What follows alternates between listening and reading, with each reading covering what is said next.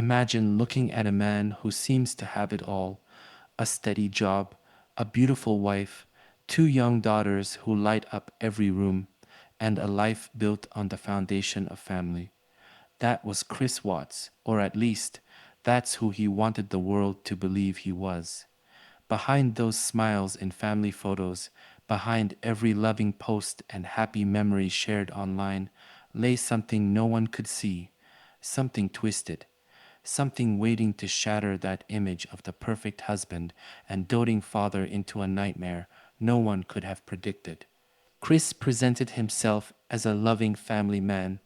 Friends, co-workers, even his wife, Shannon, saw him as the quiet, hard-working father who adored his daughters, Bella and Celeste. His life looked ordinary, enviable, even a well-kept suburban home, a steady job in the oil industry, and a marriage that seemed unbreakable.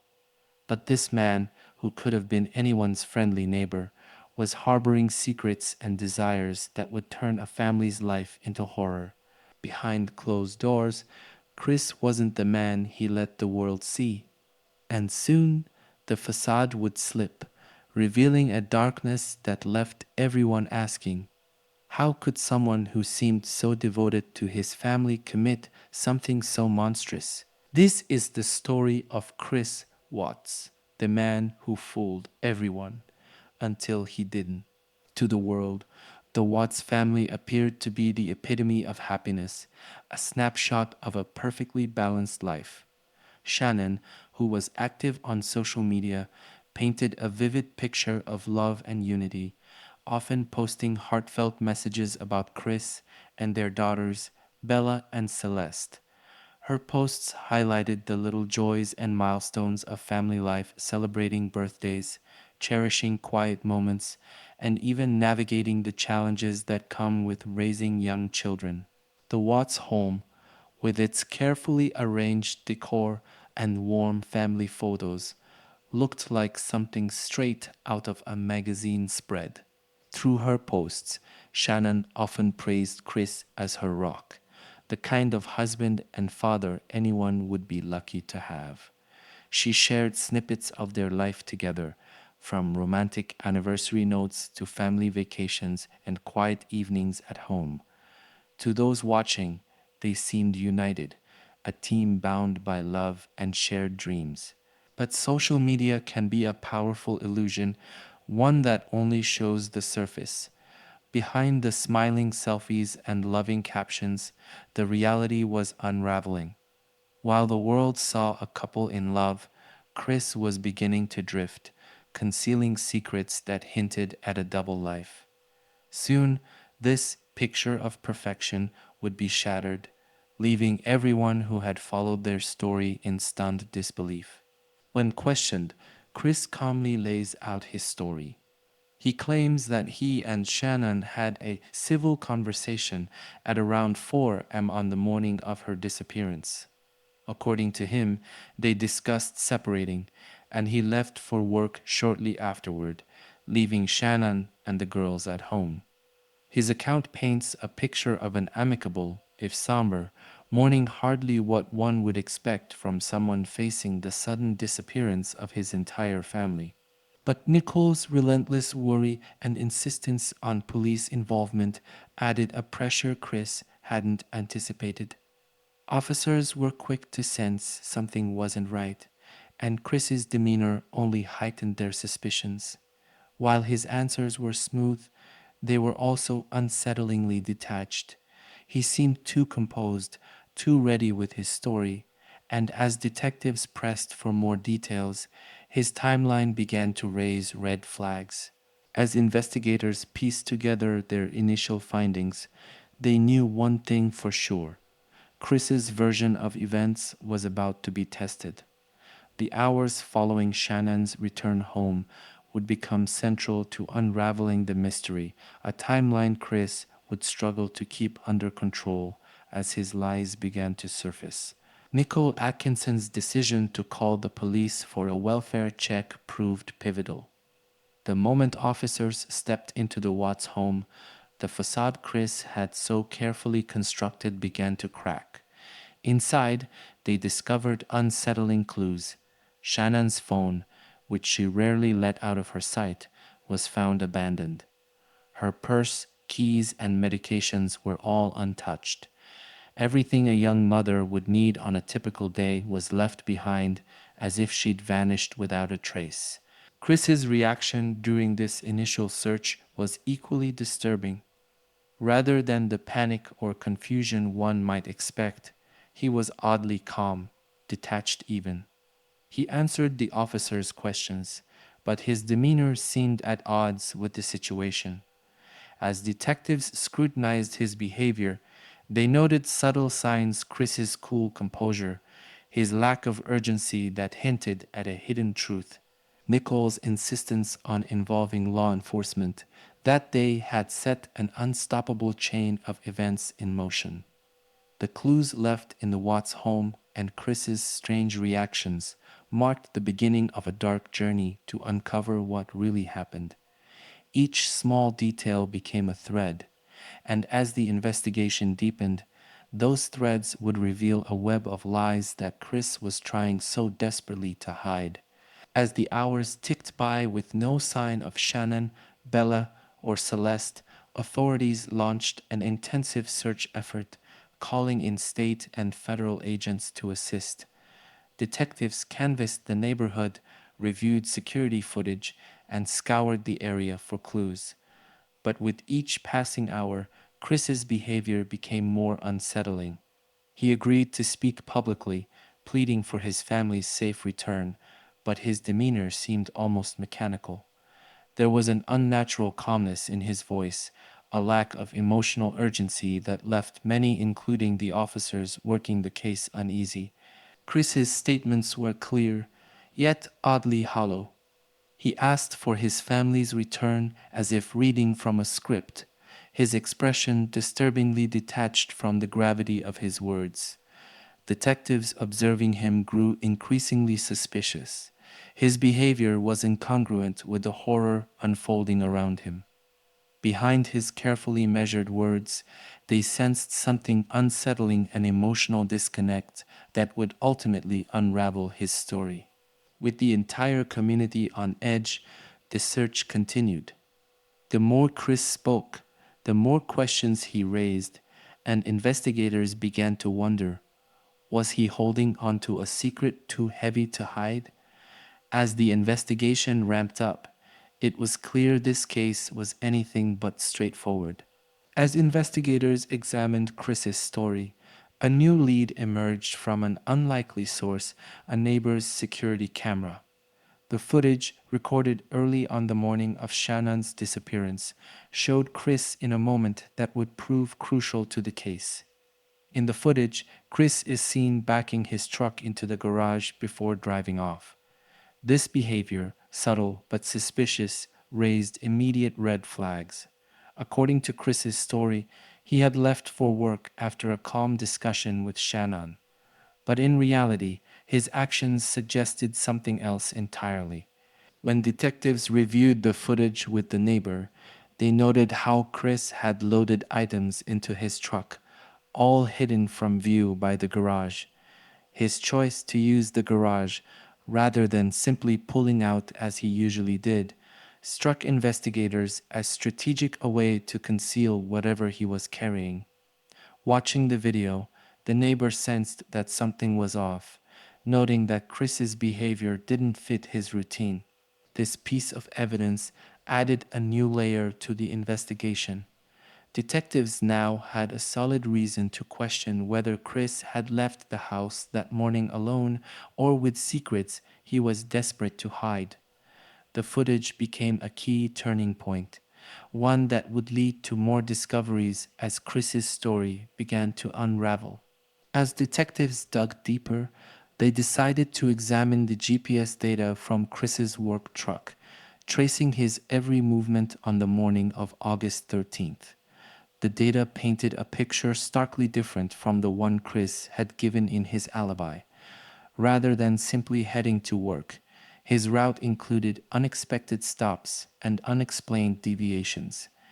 Detectives followed his path to a remote oil site owned by his employer, Anadarko Petroleum, where he'd made a brief, unexplained stop. The GPS trail now suggested a premeditated route, and with each new finding, his alibi crumbled further. Chris's initial claims of a civil discussion with Shannon before leaving for work were now nearly impossible to believe. His truck's GPS data indicated he'd spent time in an area that, tragically, would soon reveal the grim fate of his wife and daughters. With evidence mounting and his story unraveling, investigators felt the gravity of the case shifting. Chris was no longer just the concerned husband. He was now the primary suspect in a murder investigation that pointed directly to him.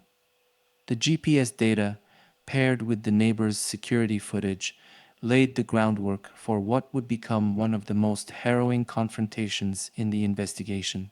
The investigation took a sharp turn with the revelation of Nickel Kessinger, a coworker who had been involved in a secret relationship with Chris Watts. Kessinger, who had believed Chris was in the final stages of separating from his wife, was horrified to discover he'd lied to her about the nature of his marriage and the fact that his wife was pregnant. She described Chris as a different person than the one he presented to the world, recalling him as affectionate, engaged, and even planning for a future with her. When the news broke of Shannon and the girl's disappearance, Kessinger felt betrayed and deeply disturbed. The details emerging in the media didn't match the story Chris had told her, and she realized he'd deceived her from the start.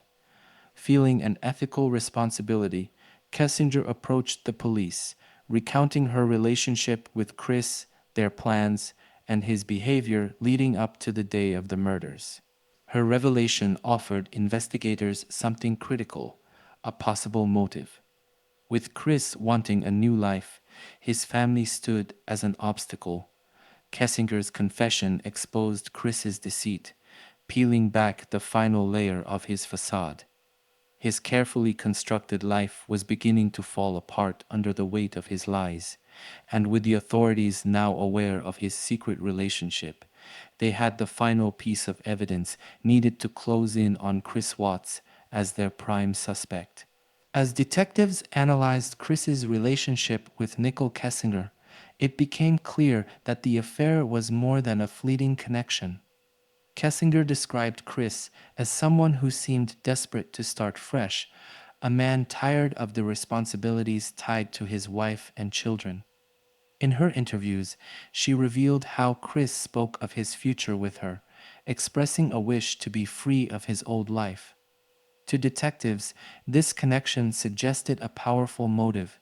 His family wasn't just a burden, they were standing in the way of a new life he was eager to begin. Psychologists and investigators alike speculated that Chris's affair had sparked a drastic shift in his perspective. What had started as a secret romance became an escape hatch, fueling his resentment toward Shannon. In his mind, murder might have seemed like the only way out, a twisted solution to his marital problems. The weight of his double life, combined with the pressures of his marriage, may have driven him to believe that eliminating his family was the answer. With this disturbing revelation, authorities felt they had a clearer picture of Chris's intentions. His desire to start over with Kessinger had created a dark and selfish logic that led him down a horrific path, a path that ultimately revealed the depths of his deception and his willingness to sacrifice everything, even his own children, for his own freedom. As the investigation progressed, Chris Watts continued to spin a web of lies in a desperate attempt to maintain his innocence. He tried to convince his mistress, Nicole Kessinger, that his wife had taken their daughters to a friend's house, a story crafted to keep her from questioning his involvement. He hoped this explanation would be enough to reassure her, and perhaps even himself, that his version of events could somehow hold together. But beneath the surface, Chris was faltering, revealing cracks in his emotional armor that others couldn't ignore. To investigators, His attempts at appearing distraught seemed hollow. Chris made half-hearted pleas for his family's safe return, but his demeanor was unsettlingly calm, even as the days dragged on with no word from Shannon, Bella, or Celeste. He acted less like a frantic husband and father, and more like an actor attempting to project a rehearsed version of concern. Detectives watching him began to see through the facade, sensing that his controlled responses were a cover for something far darker. With each interaction, Chris's lies unraveled further.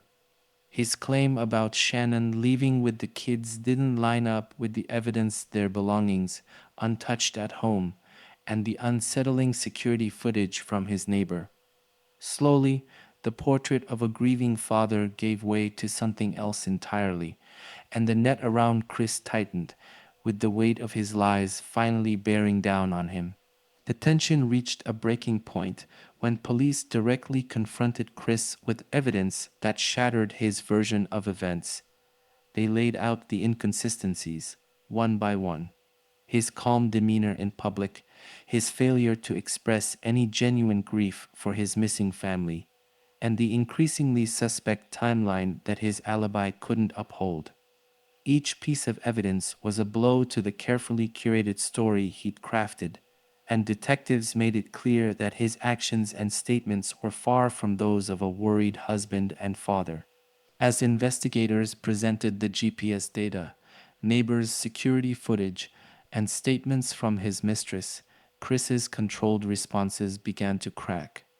His lies were no match for the mounting proof that something sinister had unfolded in his home that morning. He squirmed under the pressure, but still, he clung to the flimsy narrative he'd constructed, insisting, despite the evidence, that he had nothing to do with their disappearance. But the calm mask he wore was beginning to slip. The police saw not a man desperate to find his family, but someone caught in a web of deceit. The confrontation pushed Chris closer to an inevitable breaking point, one that would force him to reveal the horrifying truth he'd kept hidden beneath layers of deception. Under the relentless pressure from detectives, Chris finally broke. In a shaken, desperate voice, he confessed to strangling Shannon in what he described as a fit of rage during an argument. According to his initial story, the confrontation began after Shannon allegedly threatened to take their children away from him. Claiming he snapped, Chris portrayed himself as someone pushed to a breaking point. But as investigators listened to his account, they sensed something was still off. His story was incomplete, filled with gaps and shifts that felt like he was only giving fragments of the truth.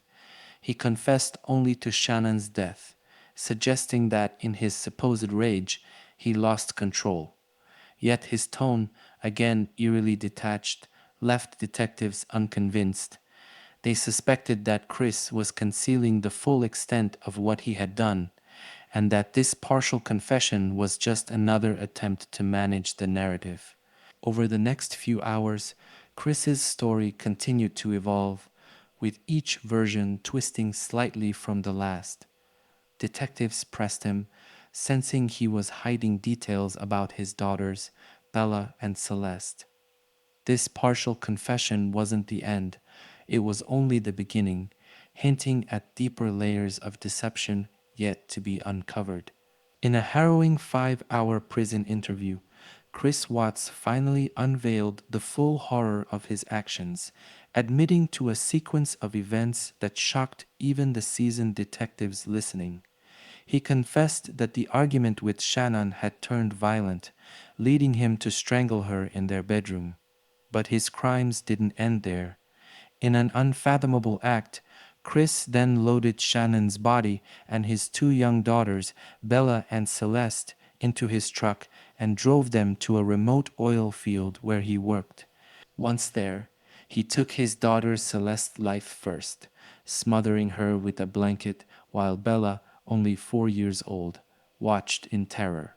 Bella, sensing the terrible fate that awaited her, reportedly tried to fight back in her final moments, a haunting detail that would come to haunt both Chris and the investigators who later described the scene. After killing both children, he placed their small bodies in separate oil tanks and buried Shannon in a shallow grave nearby. This confession laid bare a chilling sequence of premeditation, cruelty, and betrayal. What emerged was not only a horrific crime, but a portrait of a man who had crossed every imaginable boundary in his pursuit of freedom from the family he once claimed to love. As the investigation honed in on Chris, his GPS data would ultimately reveal his chilling attempt to conceal his crime. Detectives traced his vehicle's path to a remote oil tank site, an area Chris knew well from his work. There, they made the gruesome discovery of Shannon's shallow grave near two oil tanks that held the remains of Bella and Celeste. This choice of location, far from his family home and tucked within the desolate oil field, highlighted the cold calculation in Chris's actions. The secluded site, hidden from plain view, spoke to Chris's detachment and planning. By choosing a work-related location for the burial, he may have hoped the familiarity of the area would allow him to hide evidence without arousing suspicion. His attempt to dispose of his family members in such a cold, mechanical way underscored a level of premeditation that detectives found deeply disturbing. For investigators, this was the final confirmation. Chris's efforts to erase every trace of his family proved that this was no crime of passion. It was an act carried out with chilling forethought, revealing a man willing to go to horrifying lengths to escape the life he'd built. In a chilling prison interview, Chris Watts confessed to being haunted by his daughter Bella's final words. He described hearing her small voice as she tried to comprehend the horror unfolding in front of her. As he approached, Bella, only 4 years old, looked up at her father, the man she trusted more than anyone, and uttered, "Daddy, no."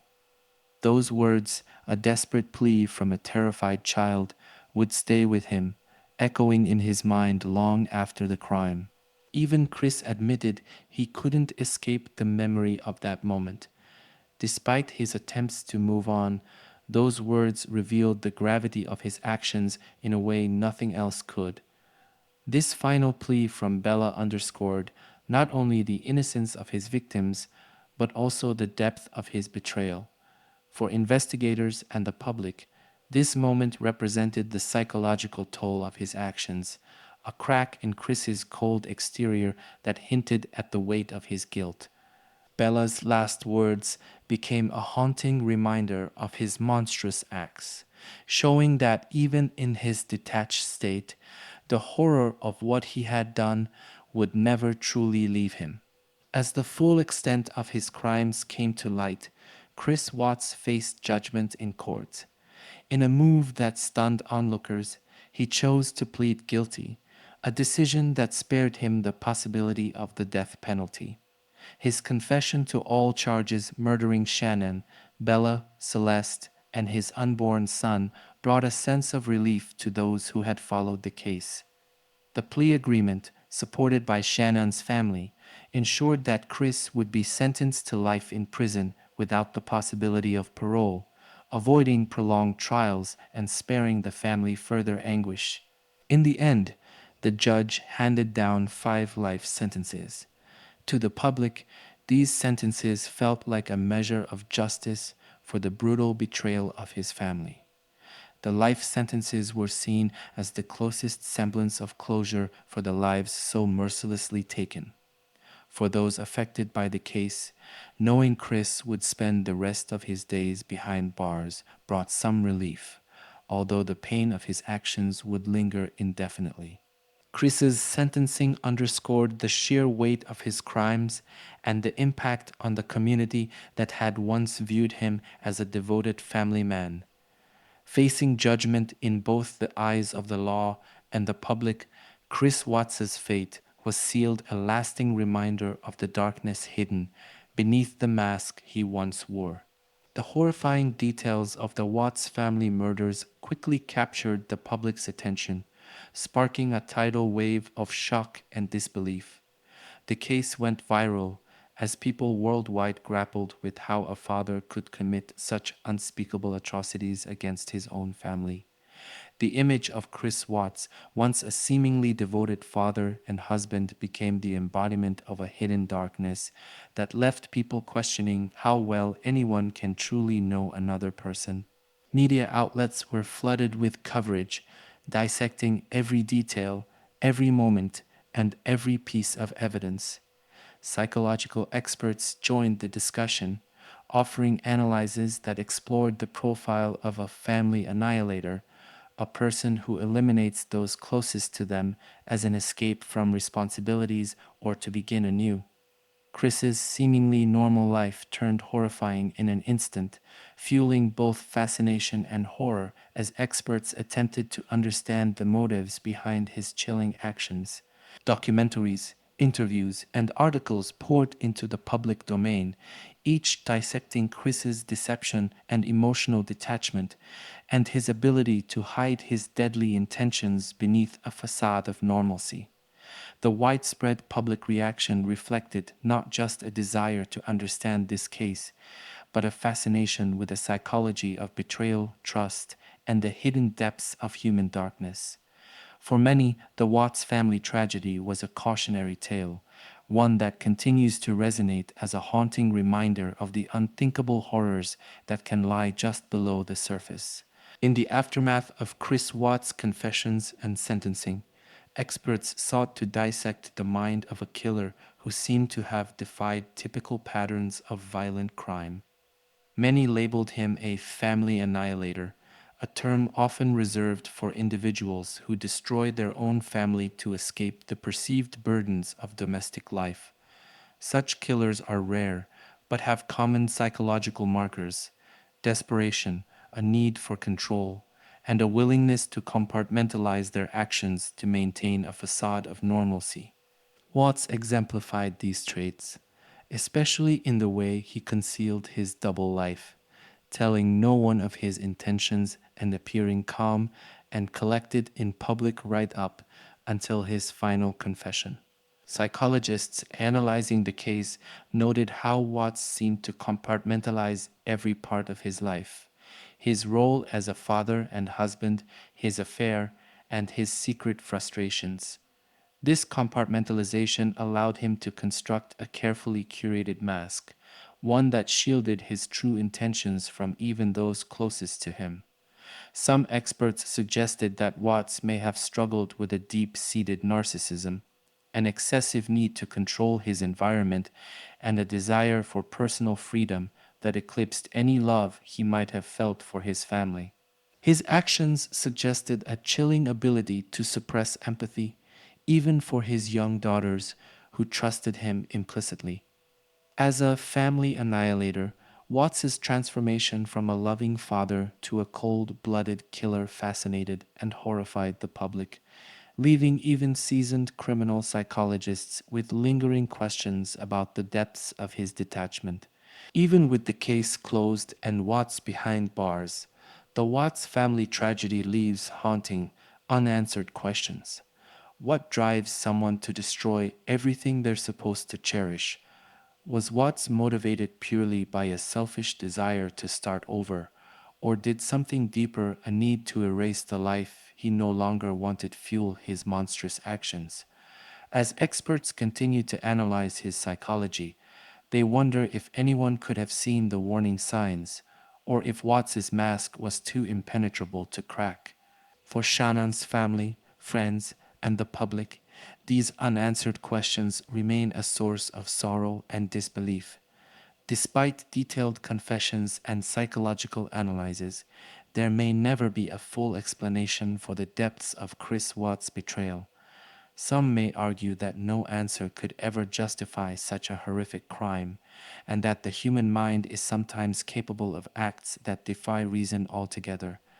This tragic case, with all its disturbing details, will continue to haunt the collective psyche, a reminder of how darkness can hide in even the most seemingly ordinary places.